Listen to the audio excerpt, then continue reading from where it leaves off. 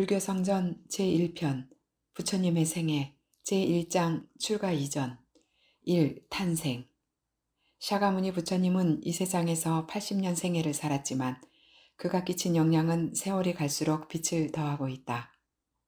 그는 불교의 창시자이기에 앞서 인간의 무한한 가능성을 몸소 체험하고 그 자각을 선언한 최초의 인간이었으며 생명과 존재의 실상을 깨닫고 지혜와 자비의 길을 열어보인 구도자였다. 그가 일찍이 이 지상에 우리와 같은 인간으로 살았다는 사실은 우리 모두의 보람이다. 히말라야 남쪽 기슭 지금의 네팔 타라이 지방에 샥가족이 살고 있었다. 그들은 까빌라라는 작은 왕국을 이루고 있었는데 까빌라는 쌀을 주식으로 하는 농업국이다. 수도다나 왕은 정치를 잘해 백성이 모두 편안했다. 하지만 이웃에 꼬살라 같은 큰 나라가 있어 침략을 받지 않을까 늘 두려웠고 왕권을 이을 왕자가 없는 게 걱정이었다. 어느 날 마야 왕비는 기이한 꿈을 꾸었다. 6개의 이를 가진 눈부시게 흰 코끼리가 왕비의 오른쪽 옆구리로 들어왔다. 왕비에게는 곧 태기가 있었다. 사람들은 아들을 낳을 꿈이라며 훌륭한 왕자의 탄생을 기대했다. 해산달이 가까워지자 마야 왕비는 그 나라의 풍습에 따라 친정인 꼴리아 성으로 길을 떠났다. 늦은 봄 화창한 날씨였다. 왕비 일행은 까필라와 꼴리아의 경계에 이르렀다. 저 멀리 히말라야의 웅장한 봉우리들이 흰눈을 이고 우뚝우뚝 솟아 있었다. 일행이 도착한 작은 동산에는 이름 모를 꽃들이 다투어 피어났다. 무새들은 왕비 일행을 축복하는 듯 지저귀며 날아다녔다. 왕비가 말했다. 여기가 어디냐? 룸비니 동산이라 하옵니다. 아름답구나. 잠시 쉬어가자. 마침 가까운 곳에 아슈카 나무꽃이 활짝 피어 진한 향기를 품고 있었다. 왕비는 아름다운 꽃가지를 만지려고 오른손을 뻗쳤다. 그 순간 갑자기 산기를 느꼈다. 일행은 나무 아래 휘장을 쳐 부랴부랴 산실을 마련했다. 왕자는 왕비의 옆구리를 통해서 세상에 나왔다. 마치 어머니의 꿈에 흰 코끼리가 옆구리를 통해 들어온 것처럼 아기는 자기가 들어온 곳으로 다시 나왔다. 그리고 태어나자 7 발자국을 걸어가서 소리쳤다. 천상천하 유아독존. 왕자가 산모의 옆구리를 통해 출산했다는 이야기는 당대 인도인들의 신분 제도에 따른 신화를 반영한 것이다. 외다 성전에 따르면 사람은 신격인 범천의 신체에서 각각 출생하는데 계급에 따라서 태어나는 위치가 다르다. 성직자인 브라만 계급은 입으로, 왕족인 크샤트리아 계급은 옆구리로, 평민인 바이샤 계급은 허벅지와 무릎을 통해, 그리고 최하층민인 수드라 계급은 발바닥을 통해 태어난다. 까빌라의 왕자가 그 어머니의 옆구리를 통해 태어났다는 이야기는 아기의 신분을 나타내주는 설화인 셈이다. 또한 태어난 아기가 이 세상에서 가장 존귀한 것은 오직 나라고 외친 것은 모든 생명이 저마다 차별 없이 존귀하다는 부처님의 가르침의 핵심을 상징적으로 보여주는 것이다. 그 가르침은 인류사의 혁명적 선언이었으며 암울한 정신세계에 새로운 빛을 비추는 일대 사건이었다. 왕자의 탄생은 그런 점에서 새로운 길의 시작이었다. 인류사의 새로운 길이 실제 길 위에서 이루어졌다. 왕자는 길에서 태어났다. 그의 태가 떨어진 곳은 화려한 궁전의 안락한 침실이 아니었다. 그 어머니가 걸어가는 도중이었고 꽃과 새와 풀과 나무가 노래하는 자연의 품 안이었다. 아무것도 가진 것이 없이 모든 것을 가지는 자연이 그의 집이요, 길이요, 가르침의 원천이었다. 특히 나무는 그의 생애에서 주요 등장인물처럼 함께했다. 땅과 하늘을 이어주고 풍성한 열매를 주며 시원한 그늘을 들이우는 나무는 부처님 삶의 동반자이자 증언자였다. 왕자는 아쇼카 나무 아래서 태어나고 보리수 아래서 깨달음을 얻었으며 산라나무 아래서 열반에 들었다. 나무가 무생명을 위해 공덕을 베푸는 것처럼 부처님의 생애 역시 중생 교화를 위해 헌신했다. 부처님은 깨달음을 얻은 후 인도의 주요 지역을 돌며 사람들을 깨우쳤다. 이것이 바로 길 위의 위대한 인생이다. 이보다 위대한 생애는 다시 없다. 모든 일이 다 이루어지라는 뜻에서 왕자의 이름을 시다르타라고 지었다. 그러나 뜻하지 않은 불행이 닥쳐왔다. 왕자를 낳은 지 1회 만에 마야 왕비가 세상을 떠나고 말았다. 위대한 성자를 낳은 어머니는 아들의 탄생과 자신의 목숨을 맞바꿨다. 태자의 양육은 왕비의 동생인 마빠자빠띠가 맡았다. 까빌라의 풍습에 따라 이모가 태자의 새 어머니로 들어왔다. 왕은 이름난 점성가를 불러 태자의 장래를 알아보고 싶었다. 태자의 장래가 어떠한고? 대왕마마, 태자는 훌륭한 위인이 되실 관상입니다. 왕위에 오르면 무력을 쓰지 않고 온 세상을 다스리는 전륜성왕이 되실 것입니다. 오호, 전륜성왕이란 위대한 왕이 아니더냐? 기쁜 일이로다. 왕과 신하들은 기뻤다. 어느 날 아시타 선인이 까필라 성으로 찾아왔다. 그는 히말라야 깊숙한 곳에서 세상과 인연을 끊고 수도에만 전념하고 있었는데 천신들이 부처님이 세상에 출현했다고 말하는 소리를 들었다. 까필라의 왕궁에 태자가 태어난 것을 천안으로 알게 된 선인은 태자의 얼굴을 직접 보려고 왕궁을 찾아온 것이다.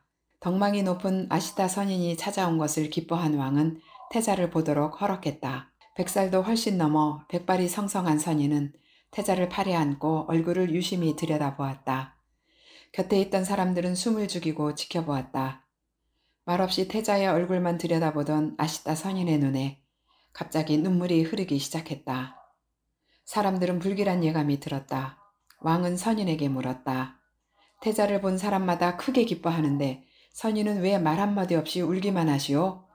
대왕마마, 염려치 마시옵소서. 태자는 전륜성왕의 상을 갖추고 있으니 앞으로 위대한 왕이 되실 것입니다. 하지만 대왕마마, 태자는 그보다 더 뛰어난 상을 가지고 계십니다. 태자는 장차 모든 중생을 구제할 부처님이 되실 분입니다. 부처님? 그러하옵니다, 대왕마마. 부처님이 이 세상에 출현한다는 것은 참으로 귀하고 드문 일입니다.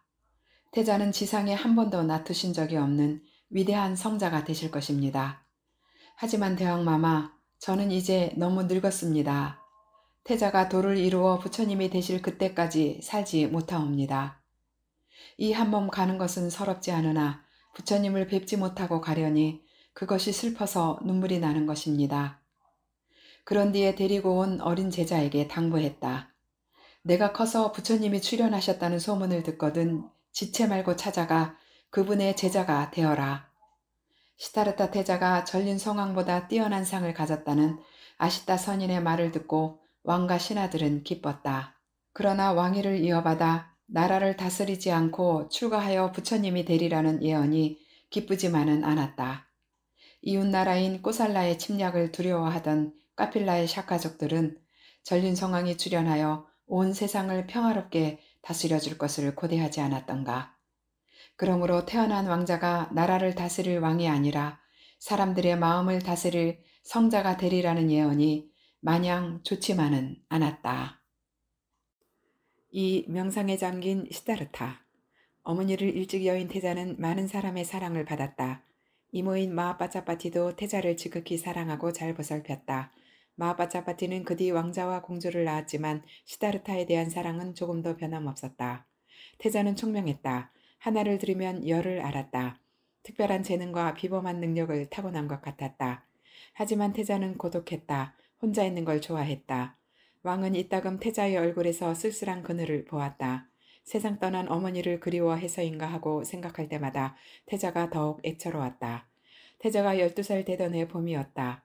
수도다나 왕은 신하들과 함께 들에 나가 농민의 날 행사를 참관했다. 왕은 그해 봄에 첫삽을 흙에 꽂았다. 이는 농업국인 까필라 왕국의 밭갈이 시작을 알리는 풍습이었다. 어린 태자도 부왕을 따라 농부들이 사는 마을까지 내려갔다. 왕궁 밖의 전원 풍경은 싱그럽고 아름다웠다. 태자는 농부들이 땀 흘리며 일하는 모습을 보자 그들의 처지가 자기와는 다르다는 것을 생각했다. 뜨거운 햇볕 아래서 고된 일을 하고 있는 농부들을 본 시타르타의 마음은 잠시 어두워졌다. 쟁기 끝에 파헤쳐진 흙 속에서 벌레가 꿈틀거렸다. 이때 새 한 마리가 날아들더니 벌레를 쪼아물고 공중으로 날아갔다. 순식간에 한 생명이 사라졌다. 살려고 발버둥 치던 벌레는 왜 새의 입속으로 들어갔나? 새는 왜 벌레를 잡아먹나? 어린 시타르타는 충격을 받았다. 그곳에 더 머무를 수가 없었다. 방금 눈앞에서 일어난 일을 생각하면서 일행을 떠나 숲으로 발길을 옮겼다. 숲속 깊숙이 들어가니 아름다운 나무가 보였다.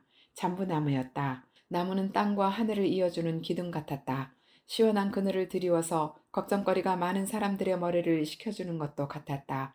바람이 부드럽게 불어오자 나뭇잎들이 속삭였다. 시다르타야, 무슨 문제 있니? 몸에 열이 있구나. 여기 시원한 그늘에 와서 앉아라. 어린 태자의 가슴에 여러 갈래의 문제가 한꺼번에 뒤얽혔다. 태자의 눈에는 아직도 또렷하게 어른거렸다. 먹고 살기 위해 떼약볕 아래서 땀을 흘리며 일하던 농부들, 흙 속에서 나와 꿈틀거리던 벌레, 그 벌레를 물고 사라진 날짐승. 어째서 살아있는 것들은 서로 먹고 먹히며 괴로운 삶을 이어가야만 할까? 무슨 이유로 그렇게 살아가야 하는 것일까? 그의 눈에는 삶 자체가 괴로움이었다. 소년 시타르타는 한번 의문을 품기 시작하면 끝까지 파고드는 성미였다. 그는 깊은 생각에 잠긴 채 다른 일은 모두 잊어버렸다. 큰일 났다. 태자님이 안 보인다. 큰일 났다. 태자님이 없어졌다. 행사가 끝나 왕을 모시고 궁중으로 돌아가려던 신하들은 어린 태자의 모습이 보이지 않자 안절부절 못했다. 사방으로 흩어져 여기저기 찾아 헤매던 끝에 큰 나무 아래 앉아 깊은 명상에 잠겨있는 태자를 보았다. 소년의 모습은 단정했다. 평화스럽고 거룩했다. 아무리 태자라지만 아직 12살 소년인데 정말로 그는 거룩했다. 신비한 빛이 태자 주변에 은은히 어리어서 신하들은 감히 태자에게 말을 걸 수가 없었다. 왕 역시 태자를 불러일으키지 못했다. 왕은 조심스레 아들 곁으로 다가가서 말했다. 시타르타, 이제 해도 저물었으니 그만 일어나 궁으로 돌아가자. 태자는 비로소 왕의 얼굴을 쳐다보고 나무 아래서 일어섰다. 부왕의 마음은 무겁고 답답했다. 모든 일을 잊어버리고 명상에 잠긴 12살짜리 아들에게서 벌써 성자의 모습이 보이지 않는가. 한편으로는 대견스러웠지만 다른 한편으로는 태자가 자기에게서 멀어질 것만 같아 안타까웠다. 태자는 장차 모든 중생을 구제할 부처님이 되실 분입니다. 왕은 까맣게 잊었던 아시다 선인의 예언을 다시 생각했다. 아직 어릴 때 시타르타의 마음을 돌이키지 않으면 영영 떠나가 버릴 것만 같았다. 옛날부터 인도의 수행자들은 흰눈을 머리에 이고 하늘 높이 솟아있는 히말라야를 멀리 바라보면서 명상을 즐겼다. 그들은 무더위를 피해 우거진 숲속과 나무 그늘 아래서 깊은 명상에 잠기거나 제자들과 대화를 나누었다. 인도 사람들은 숲속의 수행자와 사상가를 존경했다. 아내와 아이들을 위해 생계를 꾸려 나가다가도 틈만 있으면 숲속을 찾아가 성자들의 말씀을 들었다.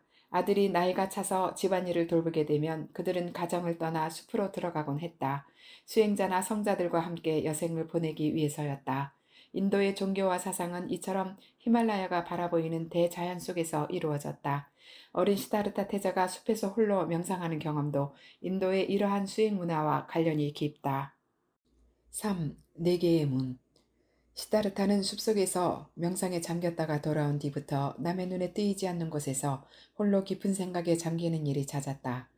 그럴수록 수도다나 왕의 마음은 점점 어두워졌다. 왕은 태자를 즐겁게 하여 홀로 사색에 빠지는 일이 없도록 항상 마음을 썼다. 대신에 자녀들 중 같은 또래를 곁에 머물게 하여 그를 즐겁게 해주려고 애썼다. 그럴수록 시타르타는 홀로 있고 싶어 했다. 오랫동안 궁전에만 있던 시타르타는 궁전 밖에 나가 바람을 쐬고 싶었다. 그 뜻을 부왕에게 말씀드리자 왕은 기꺼이 허락했다. 왕은 곧 화려한 수레를 마련하게 하는 한편 신하들에게 분부했다. 태자가 가는 곳마다 값진 향을 뿌리고 아름다운 꽃을 장식해서 태자의 마음을 기쁘게 하라. 시타르타를 태운 수레가 동쪽 성문을 막 벗어났을 때였다. 머리는 마른 풀처럼 빛바래고 몸은 지팡이처럼 바짝 마른 노인이 숨을 헐떡거리면서 저쪽에서 오고 있었다. 화려한 궁중에서만 자란 태자는 이렇게 불쌍한 노인을 본 적이 없었다. 그는 시종에게 물었다. 왜 저 사람은 저토록 비참한 모양을 하고 있느냐? 시종은 대답했다. 태자마마, 사람이 늙으면 누구나 저렇게 된답니다. 나이 먹으면 점점 기운이 빠지면서 숨이 차 헐떡거리게 되고 눈이 어두워져 앞을 잘 못 보게 되며 이가 빠져 굳은 것은 먹을 수도 없습니다. 그래서 결국에는 저렇게 초라하게 되고 말지요. 태자의 마음에 어두운 그늘이 드리워졌다. 사람이 늙으면 누구나 저렇게 된다? 시타르타는 침통하게 혼잣말을 했다. 그렇다면 나도 결국은 저 같은 늙은이가 되겠구나. 시종은 자신도 모르게 태자의 말을 받았다. 그렇습니다, 태자마마. 이 세상에 태어난 사람이면 태자이건 시종이건 신분의 높고 낮음을 가릴 것 없이 누구나 저런 노인의 모양을 면할 수 없습니다. 시종의 말을 듣고 난 태자는 한동안 멍하니 먼 하늘을 바라보다가 힘없는 소리로 말했다. 수레를 왕궁으로 돌려라. 모처럼의 소풍길에서 되돌아선 태자의 마음에는 또 한 겹의 어둠이 내렸다. 시타르타의 번민하는 모습을 본 부왕은 아시타 선인의 예언대로 시타르타가 혹시나 출가하지 않을까 전전긍긍했다. 부왕은 태자의 생활이 전보다 한층 더 호화롭고 기쁨에 차도록 마음을 썼다. 어느 날 태자는 답답한 궁중을 또 벗어나 자연을 즐기고 싶어 했다. 왕은 신하들에게 명령을 내려 이번에는 길가에 굳은 것은 하나도 눈에 띄지 않도록 단단히 당부했다. 수레는 남쪽 성문 밖으로 나갔다.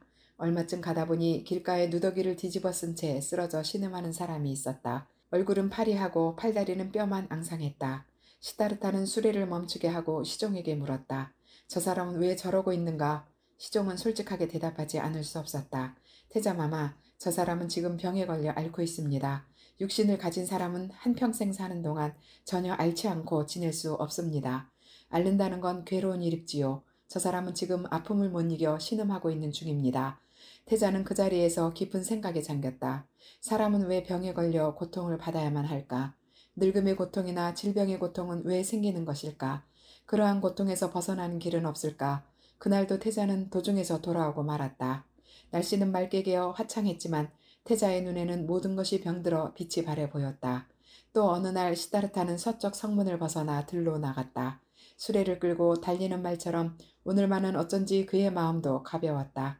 태자의 수레가 들길을 지나 인적이 드문 고요한 숲에 이르렀다. 바로 그때 죽은 시체를 앞세우고 슬피 울며 지나가는 행렬과 마주쳤다. 깜짝 놀란 시타르타는 시종에게 물었다. 저건 무엇이냐? 시체인 줄 뻔히 알고 있는 시종은 태자의 반응에 두려워 입을 열지 못했다.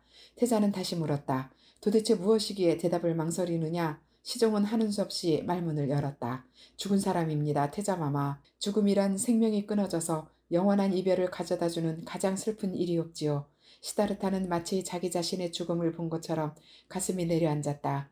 지금 자기는 살아있는 게 아니라 순간순간 죽음의 길을 걷고 있다는 사실을 비로소 깨달았다. 해가 기운 뒤에야 수레가 돌아오는 것을 보고 부왕은 흐뭇하게 생각했다. 그러나 수레가 가까이 다다랐을 때 시타르타의 얼굴은 심각하게 어두워져 있었다. 이날부터 그는 혼자 있는 시간이 더욱 잦았다. 며칠 뒤 시타르타는 북쪽 문을 거쳐 밖으로 나갔다. 북쪽 성문을 나서자 우람한 수목들이 숲을 이루고 있었다. 숲속으로 난 오솔길로 텁수룩한 머리에 다해진 누더기를 걸친 사람이 걸어오고 있었다. 옷은 비록 남나하지만 걸음걸이는 의젓했고 얼굴에는 거룩한 기쁨이 감돌며 눈매가 빛났다. 술에 가까이 온 그 사람은 태자를 쳐다보았다. 그 모습이 너무도 의젓했으므로 태자는 자신도 모르게 수레에서 내려 그에게 머리를 숙였다. 당신은 어떤 분이십니까? 그 사람은 낭낭한 음성으로 대답했다. 나는 출가 사문이요. 출가 사문이란 세상의 모든 일을 버리고 집을 나와 돌을 닦는 수행자를 말한다. 시다르타는 다시 물었다. 출가하면 무엇이 좋습니까? 나는 일찍이 세상에서 늙음과 질병과 죽음의 고통을 자신과 이웃을 통해 맛보았소. 그리고 모든 것이 덧없다는 것을 알았소. 그래서 부모와 형제를 이별하고 집을 떠나 고요한 곳에서 이 고통으로부터 벗어나기 위해 수도를 했소. 내가 가는 길은 세속에 물들지 않는 평안의 길이요. 나는 이제 그 길에 이르러 영원한 평안을 얻었소. 이 말을 남기고 사문은 태자의 곁을 떠나 휘적휘적 가버렸다. 사문의 말을 듣고 난 시다르타의 가슴에는 시원한 강물이 흐르는 듯 했다. 그의 눈에는 감격의 눈물이 맺혔다. 사문의 뒷모습을 바라보는 태자의 마음에 무엇인가 굳은 결심이 생겼다. 4. 학문에 대한 회의. 수도다나 왕은 태자를 위해서라면 무슨 일이든 가리지 않았다. 태자에게는 어떤 괴로움이나 불편도 주지 않으려고 했다. 부처님께서는 뒷날 태자 시절을 회상하면서 이렇게 말씀하셨다. 나는 이루 말할 수 없이 호사스런 나날을 보냈다. 아버지의 왕궁에는 커다란 연못이 있었는데 거기에는 형형색색의 연꽃이 피어 있었다. 나는 가시 지방에서 나는 향밖에는 쓰지 않았다. 내가 입던 옷감 역시 가시에서 생산되는 것이었다. 내가 밖으로 나갈 때는 언제나 양산을 들어주는 시종이 따랐다. 게다가 나는 겨울과 여름과 장마철에 따라 편리하도록 꾸며진 궁전을 세 채나 가지고 있었다. 나는 아름다운 여자들에게 둘러싸여 장마철에도 지루하지 않게 보낼 수 있었다. 이 모두가 나를 즐겁게 하기 위해 마련된 것이었다. 태자 시절이 얼마나 호사스러웠던가를 짐작할 만하다. 그러나 한번 깊이 품은 인생에 대한 회의는 그런 호사와 즐거움으로 메워질 수 없었다. 쾌락이 지나간 다음의 허전함은 태자의 회의를 더욱 깊게 할 뿐이었다. 출가한 사문을 만난 뒤부터 태자는 혼자 있기를 더욱 좋아했다. 왕은 태자의 관심을 돌리기 위해 태자에게 심오한 학문을 가르치기로 했다. 수도다나 왕은 나라에서 가장 학식이 뛰어난 위슈와 미드라라는 학자를 모셔다 태자의 스승으로 삼았다. 태자에게 그를 가르치던 첫날 스승은 태자의 총명함에 놀랐다. 지금까지 많은 왕자들을 가르쳐 보았지만 시타르타처럼 뛰어난 천재를 보지 못했다. 태자는 인도의 가장 오래된 고전인 외다 성전을 줄줄 외울 만큼 기억력도 비상했다. 스승 위슈와 미트라가 알고 있는 깊은 학문도 거의 다 배우게 됐다. 시타르타의 학문은 나날이 깊어갔다. 수도다나 왕은 스승을 불러 시타르타에게 제왕의 길도 가르쳐 줄 것을 부탁했다. 얼마 후에는 끄산띠데와라는 군사학의 대가를 불러 무예와 병법도 가르쳤다. 태자는 무예와 병법에도 뛰어난 소질을 보였다. 처음 배우는 지식이었지만 모두가 신기하기만 했다. 시타르타는 새 것을 알고 싶어하는 소년다운 호기심으로 더욱 열심히 공부했다. 스승으로부터 이런 소식을 전해 들은 왕은 몹시 기뻤다. 총명한 태자가 자기의 뒤를 이어 까빌라를 잘 다스려주기만 한다면 더 이상 바랄 게 없었다. 그러나 부왕의 안심은 오래가지 못했다. 태자는 지식이 풍부해질수록 회의가 없어지기는커녕 더욱 깊어갔다. 학문이란 한낱 지식을 넓혀줄 뿐 인생의 근본적인 문제에 대해서는 무력하다는 것을 알게 되었다. 사람은 어째서 늙고 병들어 죽어가는가? 무엇 때문에 태어나는 것일까? 태자는 인생의 중요한 문제에 대해 입을 다물고 있는 학문을 좋아하지 않았다. 어디엔가 자신의 의문을 풀어줄 수 있는 길이 있을 것만 같았다. 이제 시데르타는 스승으로부터 배울 게 없었다. 스승 역시 그 이상 가르쳐 줄 게 없다면서 떠나갔다. 태자는 또다시 명상에 잠겼다. 불안해진 수도다나 왕은 어떻게 하면 태자의 마음을 궁중에 붙잡아둘 수 있을까 하고 궁리한 끝에 한 가지 좋은 생각을 떠올렸다. 아름다운 여성이 태자의 아내가 되어 곁에 있으면 명상에 잠길 겨를도 출가하여 사문이 되려는 생각도 없어지고 말 것이라고 믿었다. 태자를 결혼시키자. 5. 결혼. 시타르타가 19살이 되자 부왕은 서둘러 태자비를 물색하기로 했다. 태자는 결혼이 마음에 내키지 않았지만 부왕의 간곡한 권유를 뿌리칠 수 없었다. 가문 좋고 아름답고 슬기로운 규수를 물색한 끝에 같은 샤카족 대신의 딸 아쇼다라를 태자비로 정했다. 태자는 결혼한 다음에도 사색에 잠기거나 침울한 생각에 빠질 때가 많았다. 그때마다 슬기로운 아쇼다라는 태자의 마음을 위로하는 데 정성을 다했다. 수많은 궁녀들이 그의 둘레에 몰려들어 춤과 노래로 즐겁게 했지만 그의 마음속 깊이 자리 잡은 생각은 어쩔 수 없었다. 인간이 영원히 살 수 있고 모든 사람이 행복하다면 그 역시 마음껏 쾌락을 즐길 수 있었으리라. 그러나 태자는 이 세상에 태어나면서부터 인생의 덧없음을 몸소 겪었다. 어머니의 죽음은 시다르타로 하여금 어린 시절부터 인생의 근원적인 문제로 눈을 돌리게 했다. 인간은 누구나 죽는다. 살아있다고 하지만 언제 죽을지 아무도 모른다. 죽으면 어떻게 되는 것일까? 젊고 아름다운 사람을 볼 때마다 시다르타의 눈에는 그가 늙었을 때의 추해진 모습이 떠오르곤 했다. 태자는 인생의 근원적인 병을 혼자서 앓았다. 아내인 아쇼다라도 어쩔 도리가 없었다. 그가 뒷날 부처님이 되었을 때 제자들에게 이런 말씀을 하신 적이 있다. 어리석은 사람은 자신의 병을 피할 수 없다는 것을 모른다. 그래서 앓는 사람을 보면 싫어한다.